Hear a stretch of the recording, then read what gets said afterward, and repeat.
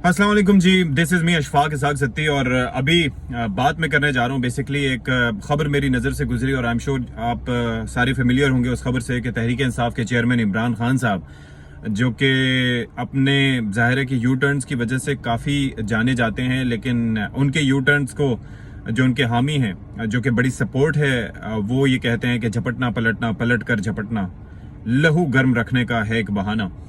तो खैर खान साहब, काफ़ी मामलात में आपको याद होगा साइफर के मामले में बैरूनी साजिश, अमरीकी साजिश से वो सिलसिला शुरू हुआ था और फिर वही मामला रहा कि उन्होंने एक फर्म भी हायर की, अमरीकी फर्म जाके, ताकि वो उनके मामलात पर लॉबिंग कर सके।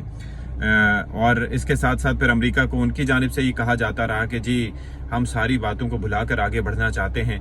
और जाहिर है कि ये अमेरिका के साथ बहैसियत एक नेशन हम उनसे, और बहैसियत हुकूमत हम उनसे लड़ाई मोल नहीं ले सकते। यानी कि अपने मामला ठीक रखने के लिए आप अपने पैंतरे बदलते रहते हैं।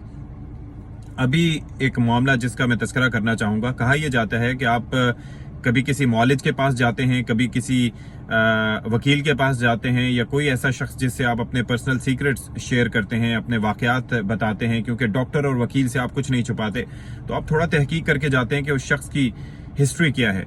लेकिन खान साहब, लगता यह है कि अपने आप को क्लियर करवाने के चक्कर में वो कोई भी रास्ता या कोई भी हद क्रॉस करने से गुरेज नहीं करते। अभी जिस शख्स का मैं तस्करा करने जा रहा हूं, जिनको एज अ वकील उन्होंने हायर किया है या जिसकी खदमात उन्होंने हासिल की हैं, वो है जेफरी रॉबर्टसन। वो नाम बेसिकली मेरे जहन में आया तो मेरे जहन में खटका कि इस शख्स का नाम मैंने कई दफ़ा और कई बार सुन रखा है।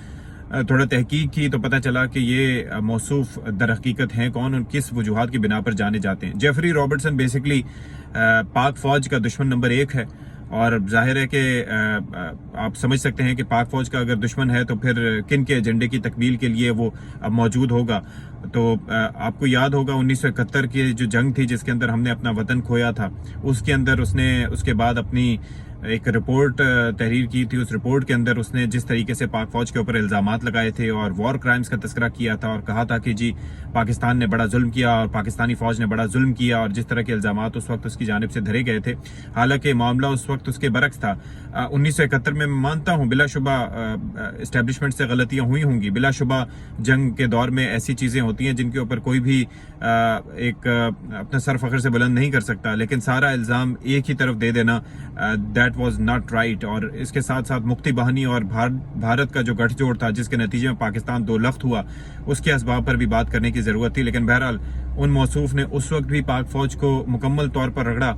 और फिर उसके बाद दूसरा एक केस था जिसका मैं तस्करा करना चाहूँगा, वो हमारे पूरे मुसलमानों के लिए, और जाहिर है कि नबी करीम सल्लल्लाहु अलैहि वसल्लम पर हमारी जान भी कुर्बान, हमारे माँ बाप कुर्बान। यानी कि आप ये सोचिए कि इस दुनिया में उनसे हजीम हस्ती कोई नहीं हो सकती।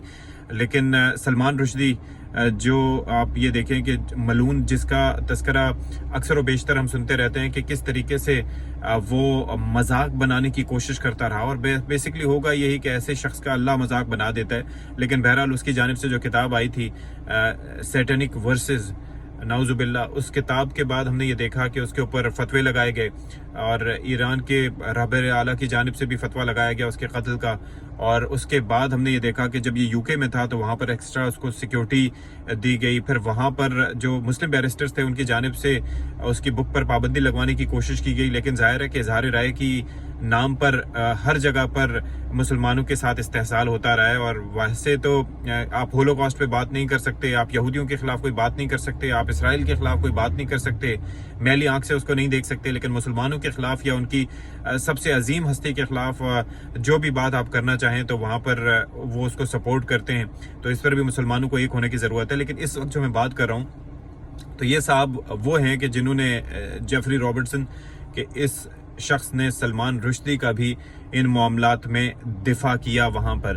तो आप अंदाज़ा कीजिए कि इस शख्स का बायस इस तरह से पाकिस्तान के खिलाफ, मुसलमानों के खिलाफ जाहिर हो जाता है कि जो शख्स ظاہر ہے کہ اس سے پہلے اس طرح کی حرکتیں کر چکا ہے، تو کیا اس بات سے ہمیں لگتا ہے کہ کوئی بعید نہیں ہے کہ آگے بھی وہ کرے. اور ابھی خان صاحب نے اس کو کیوں ہائر کیا؟ انہیں لگتا ہے کہ انہیں بیجا طور پر اس میں ڈیٹین کیا گیا ہے، انسانی حقوق کی صریحاً خلاف ورزی ہو رہی ہیں، اور ان خلاف ورزیوں کو وہ عالمی سطح پر ہائی لائٹ کرے گا، اور اس کے لیے اس کی خدمات حاصل کی گئی ہیں. تو جسٹ امیجن، وہ جو ہم فارن فنڈنگ کے معاملات کی بات کرتے ہیں، دیگر معاملات کی بات کرتے ہیں، تو آپ یہ سوچئے کہ یہ پیسہ کہاں سے آتا ہے، یہ پیسہ کہاں پر خرچ ہوتا ہے، اس پیسے کی کوئی منی ٹریل موجود ہے؟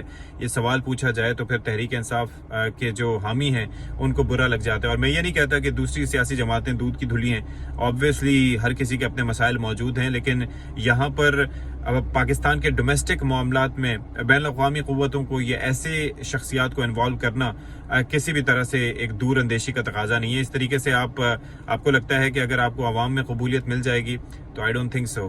آپ کو ملک کے اوپر اور مذہب اسلام کے اوپر یا ایسی چیزوں کے اوپر کوئی کمپرومائز نہیں کرنا چاہیے.